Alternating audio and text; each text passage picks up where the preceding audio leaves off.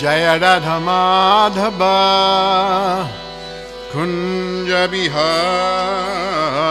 Jaya Radha Madhava Kunja Bihari Jaya Radha Madhava Kunja Bihari Jaya Radha Madhava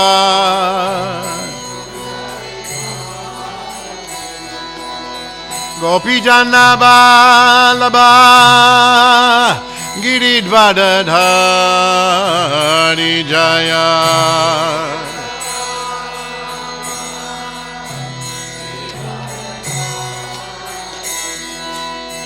Gopi Jana Vallabha Giridvardhari Jaya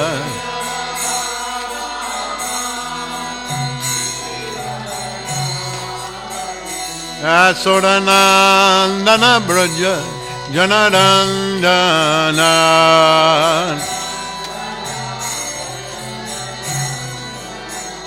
Jamuna Tira Vanachari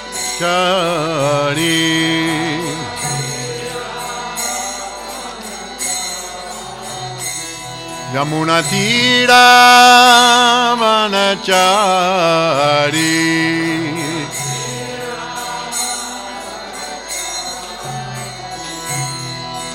Jaya Radha Madhava Kunja Bihari Jaya Radha Madhava Kunja Bihari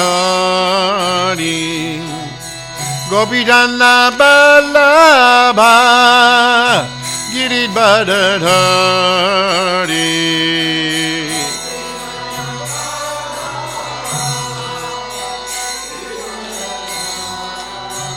Jasodanandana Braja Janarandana Nandana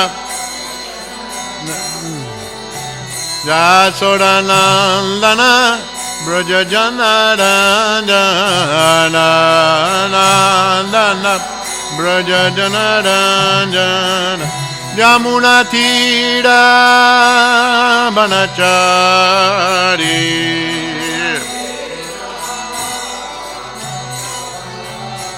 Jamuna Tira Vanachari Tira Vanachari Hare Krishna Hare Krishna Krishna Krishna Hare Hare Hare Rama Hare Rama Rama Rama Hare Hare Hare Krishna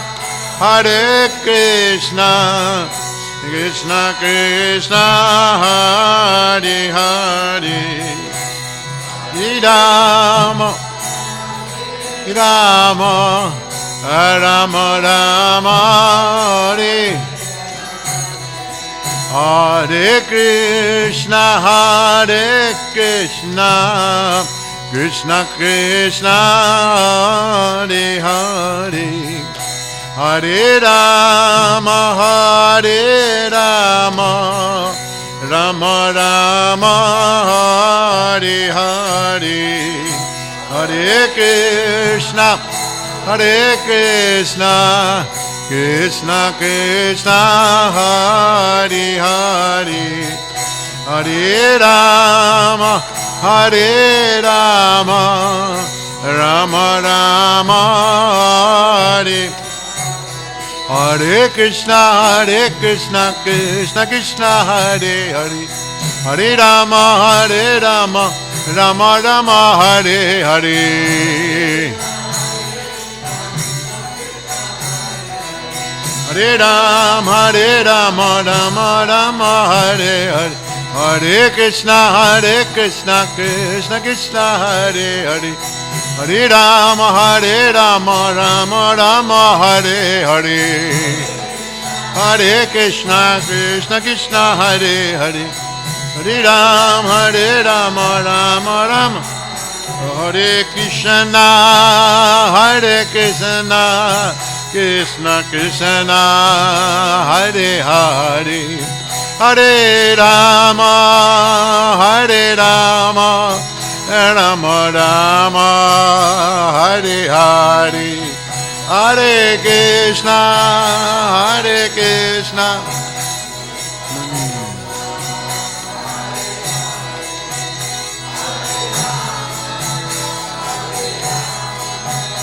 Rama Rama, Hare Krishna, Krishna Krishna, Hare Hare, Hare Rama, Rama Rama, Hare Hare.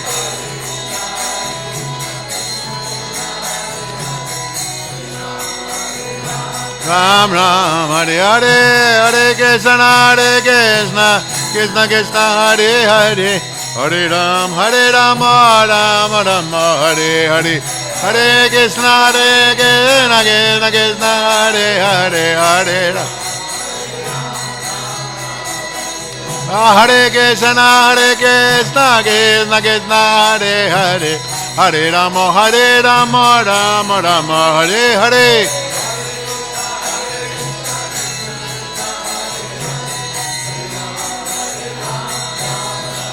Hare Bal, Hare Bal, Hare Bal, Nitya Gaura, Hare Bal, Nitya Gaura.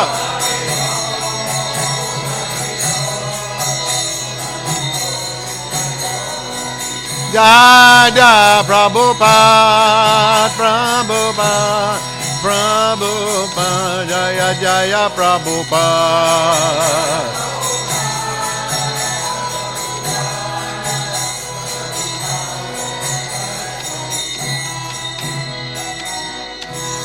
Jaya Vishnupad, Paramahamsa, Sri Bhaktivedanta Goswami Maharaj, Srila Prabhupada ki jai, Sri Radha Govardhana ki jai, Gaur Premanandi, Hari Hari Bol.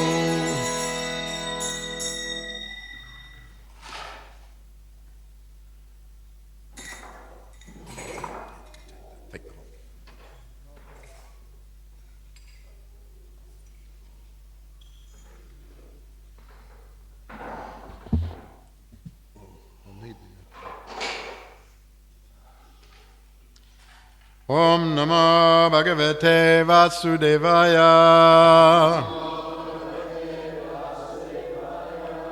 Om Namo Bhagavate Vasudevaya.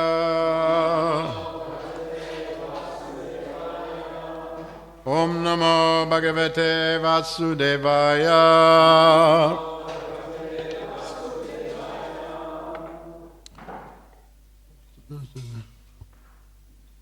Which one's written? Number 2?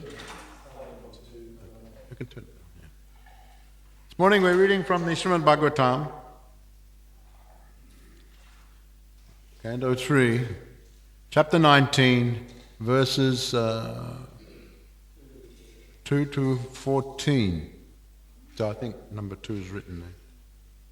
Is that correct?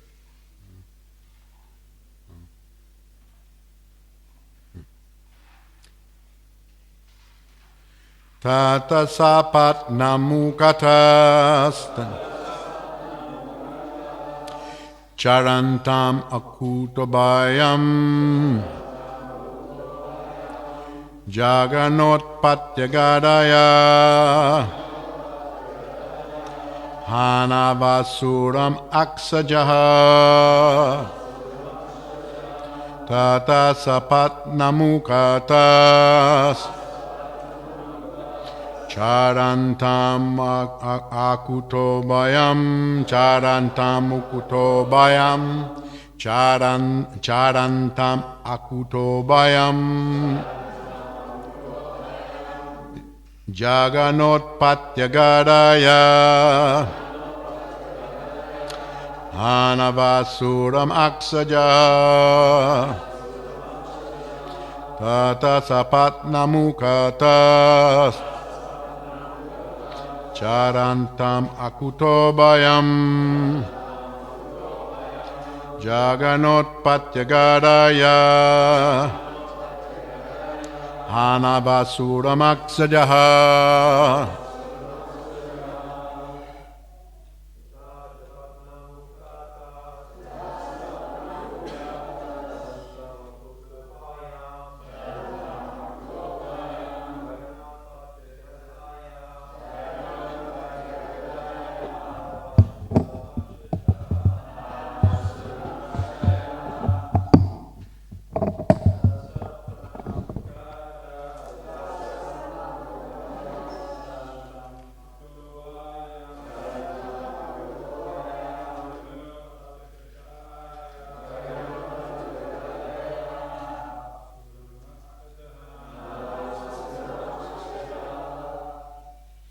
Vaishnavis?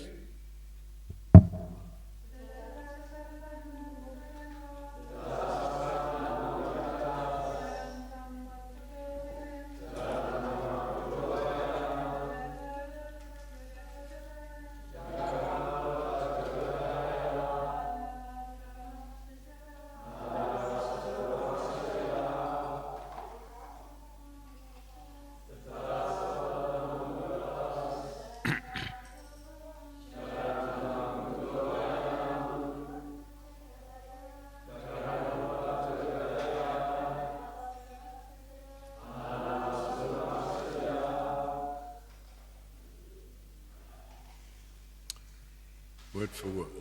Tata, then, Sapatnam, enemy, Mukata, in front of him, Charantam, stalking, Akutabayam, fearlessly, Jagana, struck, Utpatya, after springing up, Gadaya, with his mace, Hano, at the chin, Asuram, the demon, Aksaja, the Lord who was born from the nostril of Brahma. Translation, the Lord who appeared from the nostril of Brahma sprang and aimed his mace at the chin of his enemy, the Hiranyaksha demon who was stalking fearlessly before him. So we're going to read through. There's no purports to these verses. I believe Garuda Prabhu read through some of these verses yesterday, but we can read through again. Next verse, struck by the demon's mace, however, the Lord's mace slipped from his hand and looked splendid as it fell down whirling. This was miraculous, for the mace was blazing wonderfully. Next verse, even though the demon had an excellent opportunity to strike his unarmed foe without obstruction, he respected the law of single combat, thereby kindling the fury of the Supreme Lord. Next verse, as the Lord's mace fell to the ground and a cry of alarm arose from the witnessing crowd of gods and rishis, the personality of Godhead acknowledged the demon's love of righteousness and therefore invoked his Sudarshan discus. Next verse, as the discus began to revolve in the Lord's hands and the Lord contended at close quarters with the chief of his Vaikuntha attendants who had been born as Hiranyaksha, a vile son of Diti, there issued from every direction strange expressions uttered by those who were witnessing from aeroplanes. They had no knowledge of the Lord's reality, and they cried, "May victory attend you! Pray dispatch him! Play no more with him!" Next verse. When the demon saw the personality of Godhead, who had eyes just like lotus petals, standing in position before him, armed with his Sudarshan discus, his senses were overpowered by indignation. He began to hiss like a serpent, and he bit his lip in great resentment. Next verse, the demon who had fearful tusks stared at the personality of Godhead as though to burn him. Springing into the air, he aimed his mace at the Lord, exclaiming at the same time, "You are slain." Next verse, O saintly Vidura, while his enemy looked on, the Lord in his boar form, the enjoyer of all sacrificial offerings, playfully knocked down the mace with his left foot even as it came upon him with the force of a tempest. Next verse, the Lord then said, "Take up your weapon and try again, eager as you are to conquer me." Challenged in these words, the demon aimed his mace at the Lord and once more loudly roared. Next verse, When the Lord saw the mace flying toward him, he stood firmly where he was and caught it with the same ease as Garuda, the king of birds, would seize a serpent. Next verse. His valor thus frustrated, the great demon felt humiliated and was put out of countenance. He was reluctant to take back the mace when it was offered by the personality of Godhead. Next verse. He now took a trident, which was as rapacious as a flaming fire, and hurled it against the Lord, the enjoyer of all sacrifices, even as one would use penance for a malevolent purpose against a holy Brahmana. And text 14, hurled by the mighty demon with all his strength, the flying trident shone brightly in the sky. The personality of Godhead, however, tore it to pieces with his discus Sudarshan, which had a sharp-edged rim, even as Indra cut off a wing of Garuda. Purport. The context of the reference given herein regarding Garuda and Indra is this. Once upon a time, Garuda, the carrier of the Lord, snatched away a nectar pot from the hands of the demigods in heaven in order to liberate his mother Vinata from the clutches of his stepmother Kadru, the mother of the serpents. On learning of this, Indra, the king of heaven, hurled his thunderbolt against Garuda. With a view to respect the infallibility of Indra's weapon, Garuda, though otherwise invincible, being the Lord's own mount, dropped one of his wings, which was shattered to pieces by the thunderbolt. The inhabitants of higher planets are so sensible that even in the process of fighting they observe the preliminary rules and regulations of gentleness. In this case, Garuda wanted to show respect for Indra since he knew that Indra's weapon must destroy something. He offered his wing. So this is a side story referenced here in the verse 14 in regard to Garuda. Of course, we have our Garuda Das.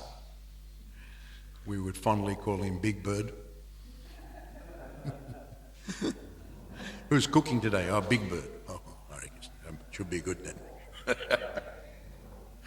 But he is, of course, Garuda Das. Garuda Das. And Garuda, he is an expansion of the Supreme Personality of Godhead. He appears in different ways, different yugas and different kalpas, different times when the Lord appears. Garuda appears in different ways.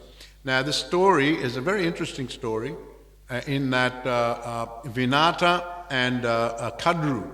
Now, Vinata and Kadru were two of the wives of Kashyapa Muni. Kashyapa Muni married 13 daughters of Daksha. 13 daughters of Daksha. And we have Aditi, Diti, they were the eldest. We know about Aditi, she's the mother of the Devas, and Diti of Hiranyakashipu, Hiranyaksha. And so otherwise, and then Kadru. Kadru was the elder sister of Vinata. So all of them were sisters, and all of them married Kashyapa. So, you know, in that time, in the Vedic era, if someone was capable, they could have more than one wife if they looked after them very nicely, and everyone was in agreement that that should be the case. The wives were in agreement, the parents, and so on and so forth. So they got the blessings of the Vaishnavas and great personalities. So these things were allowable and permitted. So Kashyapa married 13, so now we're referencing the Kadru and Vinata. Vinata, as I said, was the younger one. Now there was a rivalry, a little bit of, if you read the history, there was a little bit of a rivalry between the sisters in different ways, and we know about the rivalry between Aditi and Diti, for example. Now we have another rivalry between Kadru and Vinata, and seeking the affection of their husband was one rivalry, but they were both pleasing to their husband, and he was very happy with them, and he said that ask any blessing from me, and Vinata, rather Kadru, she asked to give birth to 1,000 Nagas. 1,000 snakes. These are like heavenly snakes. Sometimes they're depicted as half human, half snake. They can change their form. These are not ordinary snakes that we see around here at New Govardhana. But they are heavenly, and they subsequently went and lived in the subterranean heavenly planets. They have taken up their Vasuki and different... who was that one that bit Parikshit? Takshaka. There was another one born from Kadru. So there were many, great thousand of them. So Vinata, when she heard that, she wanted to excel Kadru. So she said, I just want 2 sons, but they should be greater and more powerful than Kadru's sons. So Kashyapa, so be it to the 2 of them. And after a while, now they gave birth to these unusual sons in the form of eggs. So the story goes. They gave birth in the form of eggs. So after a long time, it said after 500 years, Kadru lay 1,000 eggs. And after 500 years, those eggs hatched. And all the Nagas appeared from the 1,000 eggs. And so Vinata was a little upset that Kadru's children had been born before hers. And she saw Kadru playing with her children. And so she was a little upset. So her eggs were still hatching. So the story goes. They were still hatching. So she became impatient. This was after 500 years. She became impatient. And she secretly, in the middle of the night, went to her eggs and broke one of them. Prematurely. She broke one of them.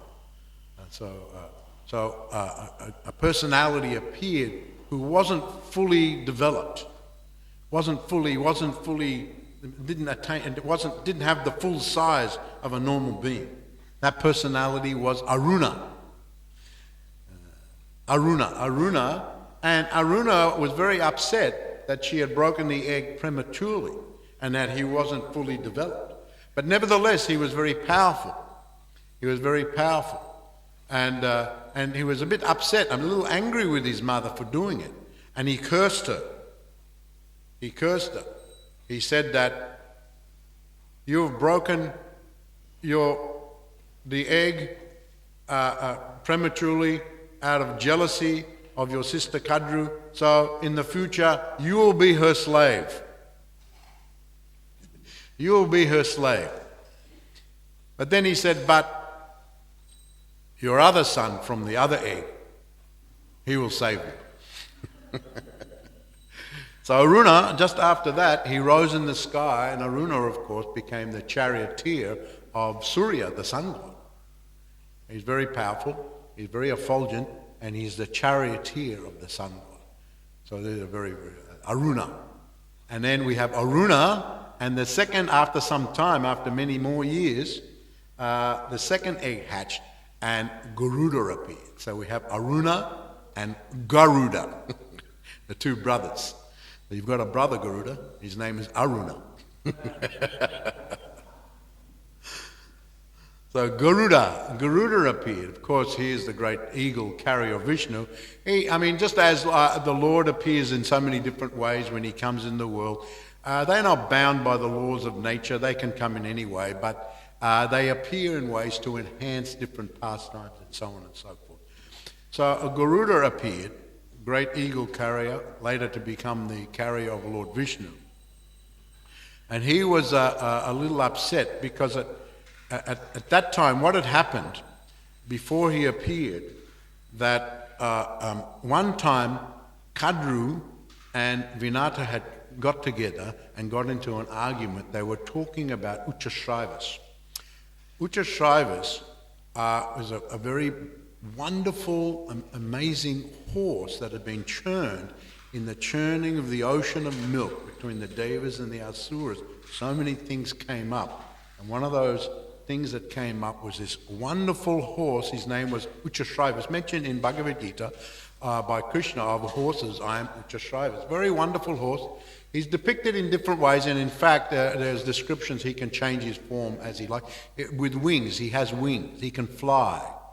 He can fly, and he can change his form sometimes, and he's pure white, magnificent, gigantic form. Sometimes he's depicted as having one head, sometimes 7 heads, and flying through the sky. Magnificent, very beautiful horse, and he was possessed by Indra. So they were having an argument about that. They were always kind of picking arguments with each other. When there's rivalry, when there's competition, when there's that feeling of jealousy, you kind of look for arguments, to lord it over the other one and win your argument. This is quite common. And so they're having an argument. So apparently Kadru started it. And Kadru said, that Uchashraiva, I've heard he's all white, but his tail is black.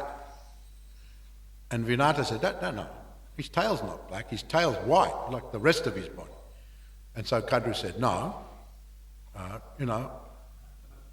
it's not. Let us go and see, and I'll wager you that it's black. And if I win, you have to become my slave. And if you win, vice versa, I'll become your slave. So Vinata agreed. So they made their way. There's a good description of this in the various Shastras, Puranas, how they made their way. It was quite difficult to actually gain a vision of Uchashraiva, but they made their way there. In the meanwhile, Kadru sneakingly addressed her sons, the Nagas, and said, secretly go to Uchashraiva and you encircle the tail. You all encircle the tail. So some of them didn't want to do it because they thought this was too sneaky, too sinful. That's another story. And Kadru cursed them, and they were the ones that came down in the sacrifice of who was the son of Parikshit? Janmejoy. Yeah, they were the ones. So she cursed them, but then they agreed in the end. But the curse couldn't be retracted, so they had to come in the sacrifice later on. But that's another story. But anyway, so they agreed. So before Kadru and Vinata got there, or as they got there, they saw the horse, but just previously, those Nagas had wrapped round the tail, and it appeared from a distance that the tail was indeed black. And so Kadru looked at Vinata and said, see, it's black. So Vinata had to become the slave of Kadru. So this is referenced here in the Prabhupada purport in regard to this story. She had to become the slave. So going back to Garuda, when he appeared, and she was the slave of Kadru for a long time. Many years. So Garuda, when he was born, he didn't like to see his mother, Vinata, enslaved by Kadru. So he went to Kadru and asked her to release his mother from being enslaved. But she wouldn't agree, but she said, I'll agree on one condition, that, Indra is keeping the Amrit with him, in the churning of the ocean, the end there, Dhanvantari came with the elixir of immortality, the Amrit, the nectar, and that was distributed by, it was given eventually to the Devas. So Indra had kept some of it with him. So she said, Kadru said, if you can bring that, our sons were deprived of it before. If you can take that, bring it here, and I'll give it to all my sons, they will become immortal by taking that Amrit. Then, and only then, will I release her from her obligation of being my slave. This is the story. So Garuda agreed, but it wasn't an easy task. He had to go, and it was kept hidden and kept guarded, a very valuable Amrit. And so Garuda, somehow or other, he went there, and he had to fight off so many others, and so many came to attack him. But he got the Amrit, and he was heading back, and it comes to this section of the story here, as he was coming back, Indra jumped on his Airavata and was chasing him to get the Amrit back. And so he fired his, as Prabhupada mentions, he threw his thunderbolt, which is invincible. No one can stand the Vraja of the thunderbolt of Indra. It's invincible. But Garuda, of course, he is a special personality. He can't be slain by anyone. He's like a Vishnu Thakur expansion of the Supreme Lord, appearing in a certain way. So the thunderbolt would have been rendered totally ineffective, useless against him. But he wanted to respect Indra. He didn't want... So this is the mood of a great personality, that they will take the more humble position even though they're higher. Even though actually their position is higher, they will take the humble position to show respect to that personality. And I was just in Brisbane on the weekend and giving a few classes there. Their section on the Bhagavatam was about Prithu Maharaj when Indra stole the horse from his Ashvamedha Yajna. Prithu's son chased him, but he turned back. So Indra stole that horse a couple of times. Finally, Prithu Maharaj himself was going to attack Indra to get the horse back. And he was just about to do so. Brahma came there and said, don't do it. He appealed to Prithu not to do it. He didn't speak to Indra because Indra had become obsessed with stopping the 100th performance of the Ashvamedha Yajna. And Prabhupada comments there that Brahma addressed Prithu Maharaj as opposed to Indra. One might wonder, why didn't Brahma just speak to Indra? Listen, why are you impeding the sacrifice? Give back the horse, and just ordered him to do it. But he didn't, because he could see that Indra was obsessed with stopping the yajna, and he was creating so many sinful activities.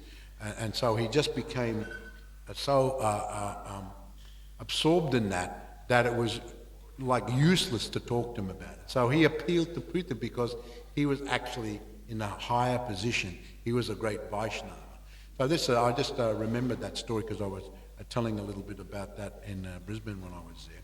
And so similar, that the higher Vaishnava takes the humble position, even though they're not at wrong. The other one may be at wrong, as was the case with Indra. He was in the wrong. But Prithu Maharaj, and Prithu Maharaj, being very humble, surrendered to Brahma's instruction and didn't go forward with performing the 100th Ashvamedha Yajna. And so he's glorified because he took the humble position. So now we're reading about Garuda. He took the humble position because he offered his wing. He offered one of his wings to Indra. And so just to respect Indra. In this case, Garuda wanted to show respect for Indra since he knew that Indra's weapon must destroy something. He offered his wing. So, he didn't want to set a precedent that up until this point, Indra's weapon was infallible and everyone respected that. And Indra needed that to help him keep everything under control in the universe. Everyone was afraid of that thunderbolt. So now all of a sudden, if it didn't work against Garuda, others might get ideas. Oh, look, it didn't work. So they get all worked up and they start challenging Indra. They start doing so many disturbances. So there's kind of different reasons kind of tied in here in regard to this. Garuda wanted to show respect for Indra. So this is the story. So as it happened that Garuda offered the wing, but he kept going with the Amrita and he gave it to Kadru. And Kadru released Vinata from being her slave. So Garuda's purpose was achieved. But as Kadru was just about to go and get the Amrita to distribute to her sons, Indra came invisible and at the last minute stole back the Amrita and took it back to the heaven. So in that sense, Kadru wasn't even able to distribute it to her sons to get the elixir of immortality, to become immortal. So she wasn't able to achieve that, but she'd already released Vinata for being her slave. So all's well that ends well, as the saying goes. So as far as Garuda and as far as Vinod is concerned, of course Kadru was frustrated and her sons were frustrated. So this is a very wonderful story, but we're reading here about the fight between, of course, Hiranyaksha and Lord Varaha. He finally took up this trident, rapacious, effulgent, threw it at the Lord, and the Lord cut it to pieces with his Sudarshan chakra. There's many descriptions of the Sudarshan chakra. He is a personality, he can manifest as a personality. He also can manifest as a discus. Some descriptions give us 108 spokes on that discus, can change form, can do all sorts, can change it can go at different speeds. So that Sudarshan chakra of Lord Vishnu is infallible. There are many prayers to Sudarshan. He is actually kind of an expansion of the Supreme Lord. Of course, Hiranyaksha was very intent. He was just obsessed with killing the Supreme Personality of Godhead, but he wasn't able to do so, of course. And I think Garuda told the whole story, the whole Leela yesterday, of what happened in the end. So we can just finish that. Today also I'd just like to mention that it is the disappearance anniversary of one of our famous acharyas, Narrotama Das Thakur. And today is the day of the anniversary. Now Narrotama Das Thakur is a very famous acharya in our Gaudiya Vaishnav Sampradaya. Many of our songs, our ISKCON songbook, half the songs are by Narrotama Das Thakur. Every morning, Sri Guru Charana Padma, we sing prayers to the spiritual master, Narrotama Das Thakur, Rupa Manjari Pada, Rupa, Yer Nila Premadana. So many wonderful songs by Narrotama Das Thakur. He was now the exact year of his birth I haven't read. He's said to have been born in the month of Magha, which is January and February.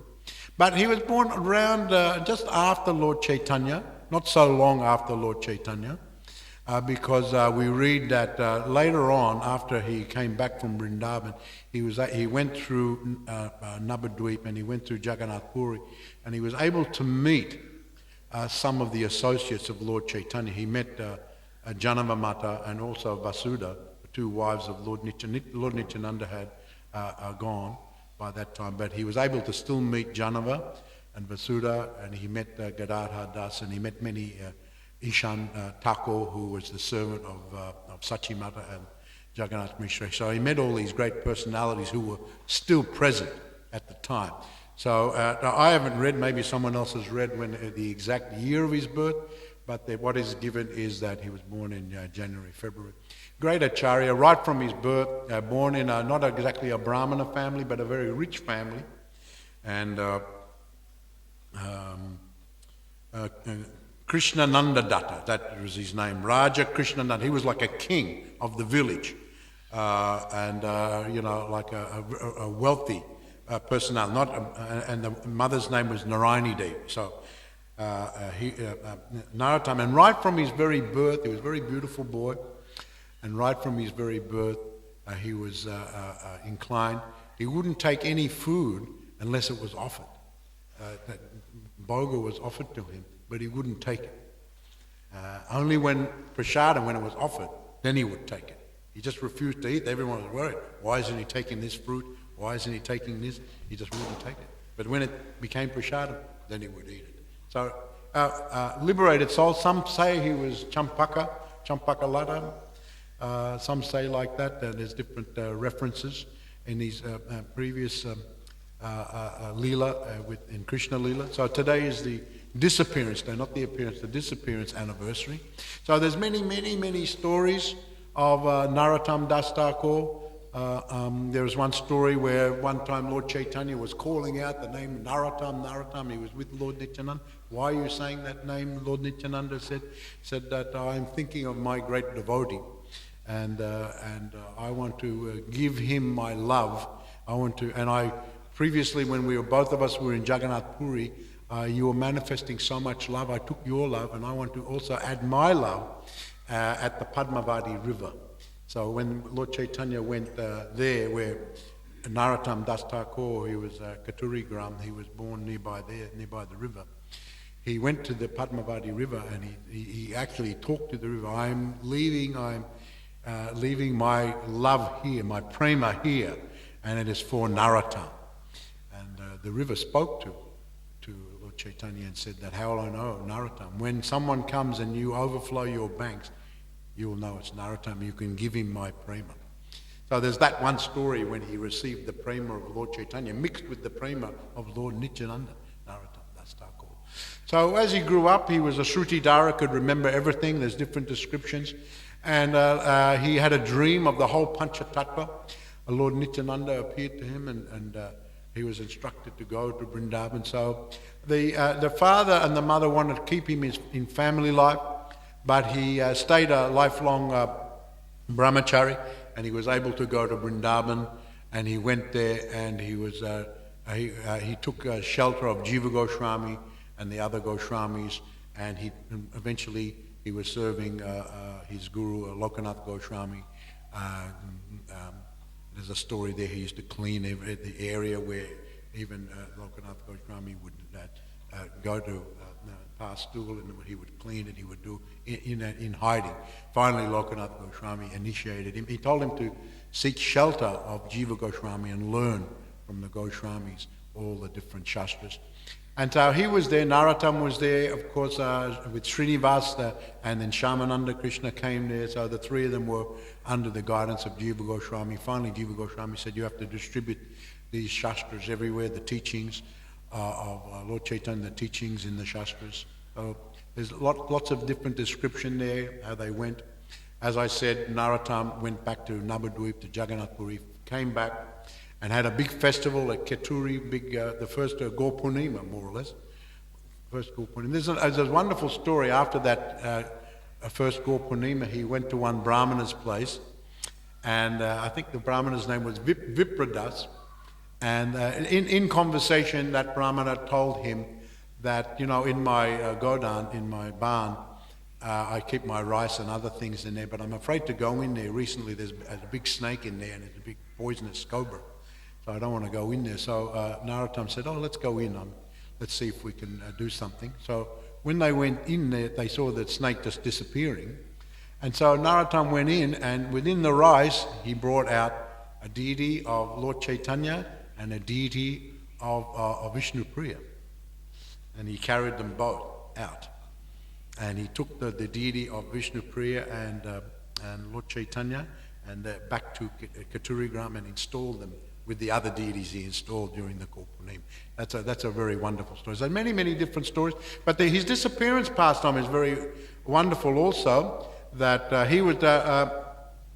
Narrotama was very dismayed that Srinivasa had disappeared from the world. Also, Shamananda had disappeared from the world. And that's when he wrote this Ye Anila Premadana.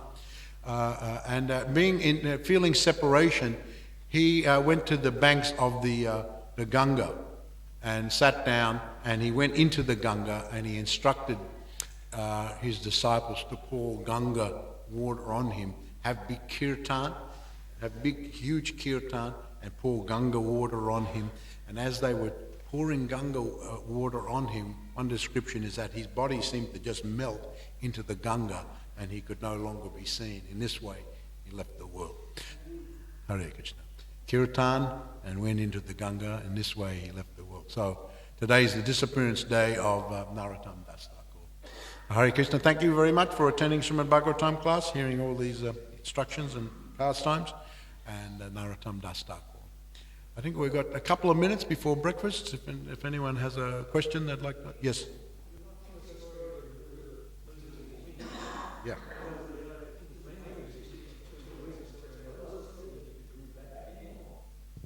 I assume it grew back because we see that Garuda is carrying Vishnu around and he's got two wings. I haven't read it specifically that someone has written that it grew back, but he's the Garuda after all. On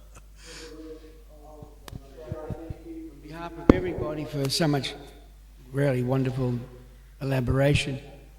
And I was thinking the same thing. I mean, just in how devotees would meditate on Garuda losing that wing, sacrificing that wing, he couldn't be vanquished. So therefore, as Garuda must have just glided with one wing like those aeroplanes. Whether he glided with one wing it could have been because, he didn't want to disrespect the Vraja. But later on, of course, we see him with the two wings. Jai, Srila Prabhupada ki jai, Gaur Premanandi, Hari Hari Bol.